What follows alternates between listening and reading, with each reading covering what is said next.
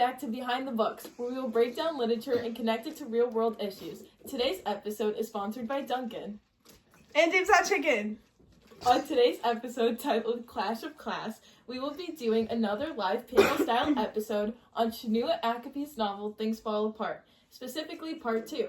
But this time we're looking at it through a Marxist lens. Do you guys know what the Marxist lens is? What's Marxist, Shelby? It's the struggle between the oppressor and the oppressed. In this part of the novel, Okonkwo is exiled to his mother's land after committing a crime against the female goddess, and the story shifts in major ways. British colonizers and missionaries arrive, and with them come new systems of power, class, and control. Achebe shows us how a whole society starts to fall apart under colonial and economic pressures. Today we have Natalia, Sadie, Ava, and Grace joining us in this discussion. Let's start off with the first question. How does part 2 of Things Fall Apart reveal growing class divisions in the Igbo society, especially with the arrival of colonizers? Well, as we know, the Marxist theory is all about power, class struggle, and how economic systems shape society. And in part 2, we begin to see the big shifts and divisions in the Igbo society, and it only intensifies when the colonizers arrive. The traditional class systems that were once put in place based on things like titles, land, and successes start to break down. It's pretty clear that when the colonizers show up, they shake up current societal order. The colonizers bring in a new system, and people who were once at the bottom of the traditional system are now gaining status by joining the church. The church becomes a new source of power independent from the Igbo society's values. Yeah, exactly. And I think the biggest thing that stands out is that it's not just with religion, but economics too. Education, jobs, and trading opportunities are benefiting people who cooperate with the British colonizers. So now, wealth and power come from working with the colonizers rather than traditional Igbo achievements. I agree, and it seems like the church and colonial courts are also reshaping their values. This shift helps them justify their new class structure and keeps the old one from staying. This means that society's values and beliefs are also being reshaped. And many characters, like Okonkwo, feel that pressure. He feels like he's losing his place in a system that he doesn't stand for. That's a really good point. So basically, the new institutions put in place by the arrival of the colonizers create a new ruling, while the traditional ruling is losing its influence. This is a clear example of class struggle due to economic change. Let's go into the second question. How do you think this shift in power affects people like Okonkwo and others who were once seen as elite? Well, for Okonkwo, his whole life was about climbing the ladder in his culture.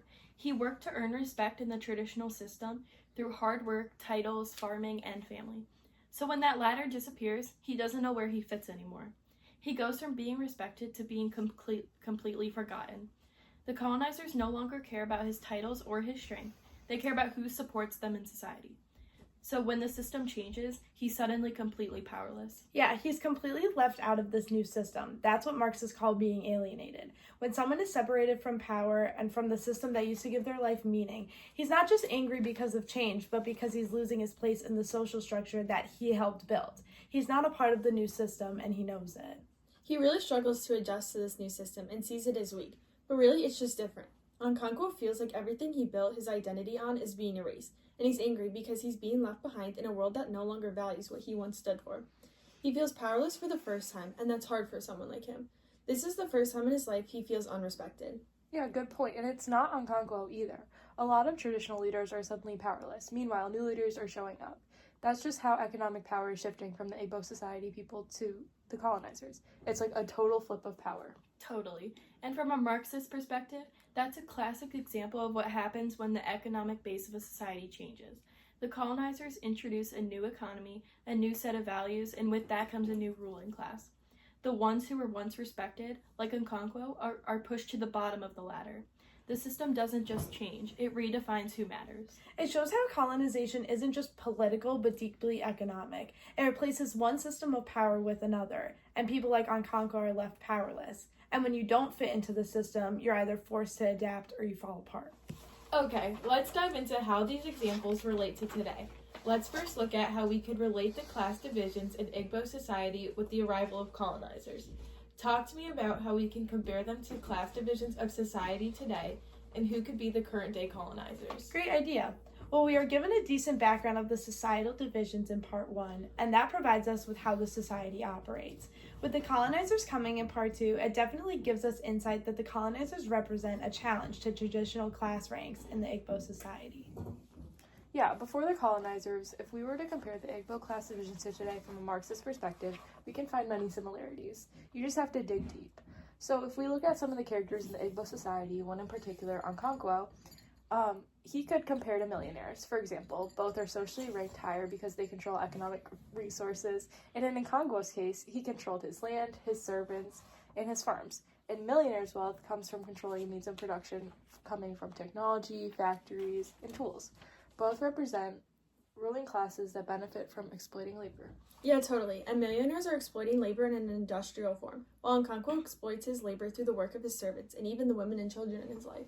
And when viewed from this perspective, one could even consider Okonkwo bourgeoisie, which is a common Marxist theory term meaning the owning class in a capitalist society. Exactly, until it all changes because of the colonizers. The colonizers definitely challenge Okonkwo's belief of his societal rankings because they have completely different ways of living in a society and believe they are of high ranking. Yeah, if I were to give a modern day example of what I think the colonizers would be in this day and age, I would honestly say the major brand corporations that give some millionaires a run for their money, and more specifically, who owns these corporations. Yeah, I totally get where you're coming from.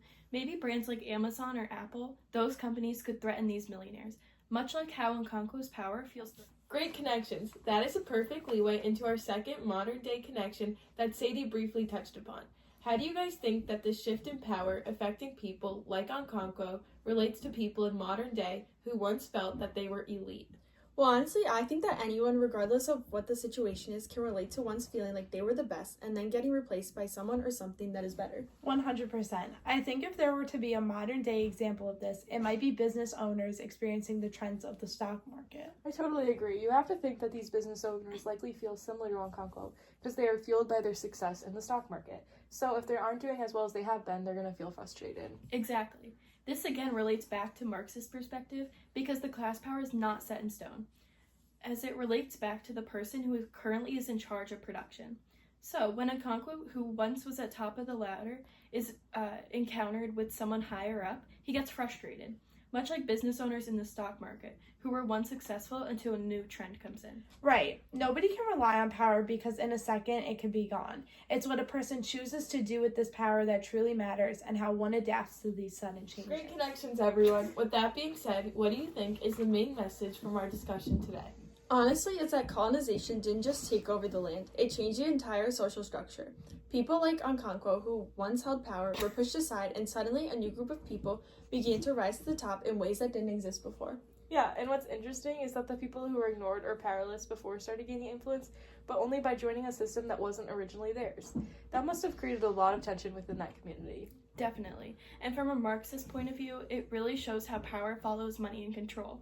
When those shift, society shifts too. And for people who can adapt, they sort of get left behind and things kind of fall apart for them. It really makes us ask ourselves important questions like, who is gaining power in our world today? Who is being pushed out? And how do changes in the economy actually affect real people and their everyday lives? Great discussion, everyone. With that being said, what do you think is the main message from our discussion today?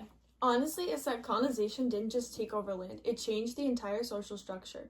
People like Okonkwo, who once held power, were pushed aside, and suddenly a new group of people began to rise to the top in ways that didn't exist before. Yeah, and what's interesting is that the way people who were ignored or powerless before started gaining influence, but only by joining a system that wasn't originally theirs. That must have created a lot of tension with the community. Definitely. And from a Marxist point of view, it really shows how power follows money and control. When those shift, society shifts too. And for people who can adapt, they sort of get left behind and things kind of fall apart for them. It really makes us ask ourselves important questions like, who is gaining power in our world today? Who is being pushed out? And how do changes in the economy actually affect real people and their everyday lives? Before we leave, we want to leave you guys with some questions to think about. Think about a time when someone in your community lost their job or status because of a big change, like a new company moving in or new rules being made. Or think about a system like education, healthcare, or housing, where power and money decide who gets what. How does that connect to what we read in Things Fall Apart? We'd love for you to reflect on these ideas and share your thoughts. The story may be set in colonial Nigeria, but its lessons are still happening today. Thanks for joining us on Behind the Books. We're Shelby, Natalia, Sadie. Grace. And Ava. and this was our Marxist panel on part 2 of Things Fall Apart. We hope this gives you a new perspective on how power class, and control can shift a whole society, and how those same systems still shape the world around us today. Bye! We'll break down literature and connect it to real-world issues today. This episode is sponsored by Dunkin'. And Dave's Hot Chicken. You have to say it like, and Dave's Hot Chicken. And Dave's Hot Chicken. And Dave's Hot Chicken! Yes! On today's episode titled Class, The big shifts and divisions in the Igbo society, and this only intensifies when the colonizers arrive. It's pretty clear that when the colonizers show up, they... you just cut her off. You idiot. Like, Guys, okay. somebody moved the couch and it sounded like a part was like... Oh, God. Hey guys, and welcome back to Behind the Books. Wait, What? why weren't you looking at the screen? What? Shelby, it doesn't matter. You're looking at That this. makes no sense. Chart. I know you're not... Let's start Yeah. off with the... Can you guys be quiet? Chart. Divisions in the Igbo society, and it only intensifies when the colonizers arrive. The traditional class system. Oh, I'm the one laughing, huh?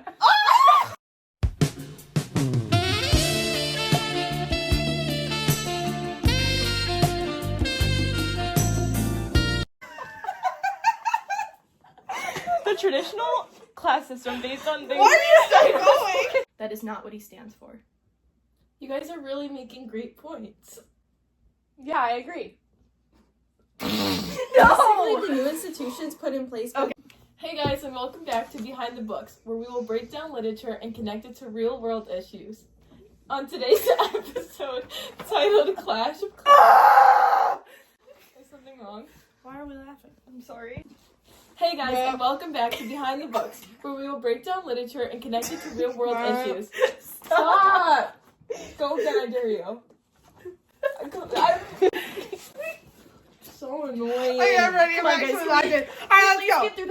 How does part 2 of Things Fall Apart reveal Chloe... Chloe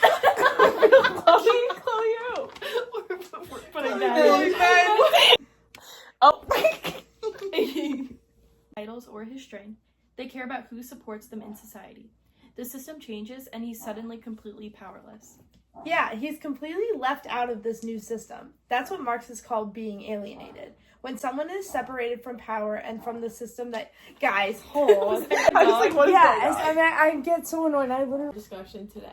Honestly, is that colonization didn't just take over the land, it changed the entire societal structure. People like Okonkwo, who once held power, were pushed aside, and suddenly a new group of people began to rise to the top in ways that didn't before.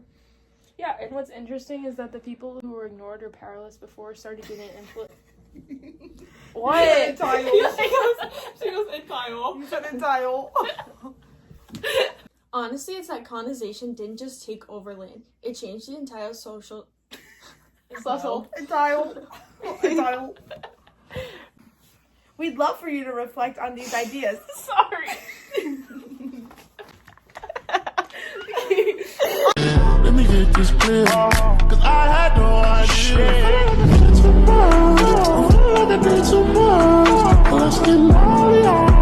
Yeah, I need What's up, guys? Albert Fingernoodle here. I farted in my grandpa's breathing machine, and his lungs turned black. I'm currently on the run after committing multiple felonies in a gated community. My buddy, Kevin Barn...